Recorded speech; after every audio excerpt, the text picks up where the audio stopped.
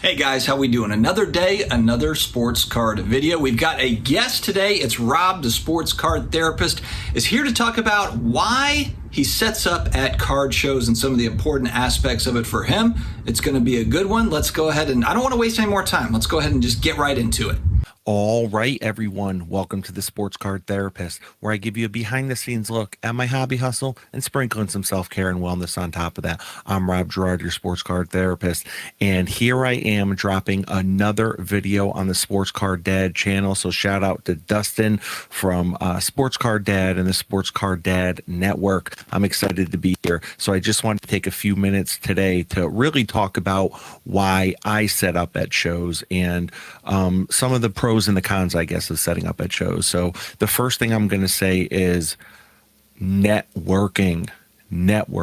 From the moment I get there, I always make sure to get there early when I'm setting up, because by getting in there early, that's when a lot of the deals happen. Sometimes, and I'm not exaggerating here, probably more than half of the shows that I set up at, the best deals happen before the doors even open amongst dealers. So here we are setting up. Other dealers that have gotten there early are already set up. They're walking around. Then I set up. I start walking around. I ask someone to watch my table. I'm talking to other dealers. It's just really good for networking and, just kind of knowing what's in the room and who's in the room. Because if a customer at some point walks up to the table and they want to know, hey, who's got hockey here?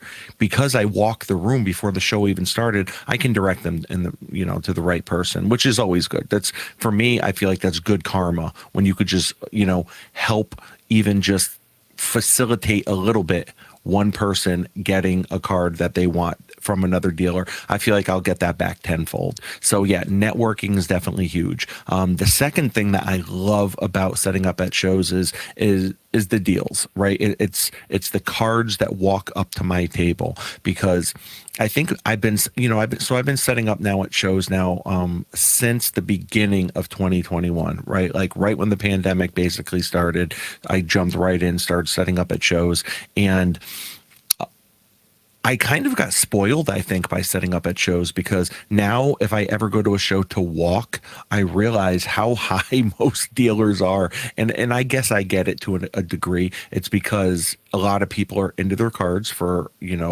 higher values than they're worth now, and most people would rather hold than to sell for a loss. And that's not everyone, so if it don't apply, let it fly.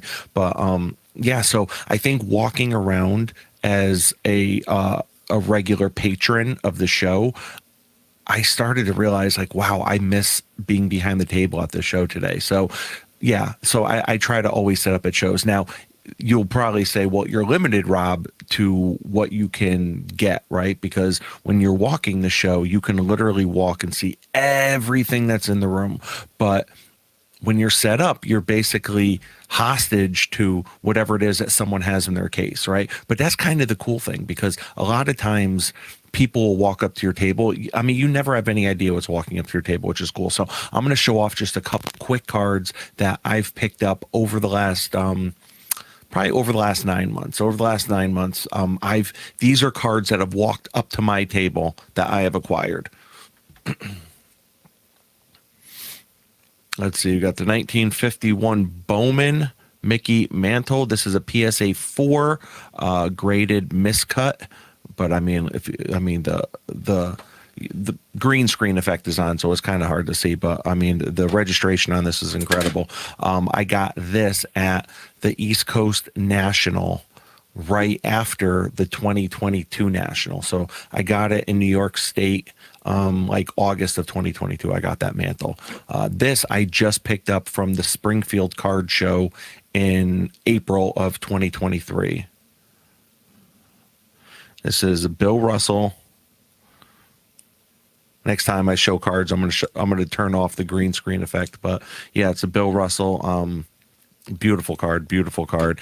It's a on-card auto, numbered out of 55, graded BGS 9, auto grade 10. This card I picked up at the same Springfield show in April of 2023. Another Bill Russell, but this is a pack pulled. This is a pack pulled in-person auto. pack pulled in-person auto. So I'm a sucker for in-person autos. I think they are severely undervalued, underappreciated, and I think they're super rare. So I think over time you're going to start to see people maybe pay more attention to them. I'm not sure, but that's just my opinion. I love them. This next one, again, walked up to me at Springfield.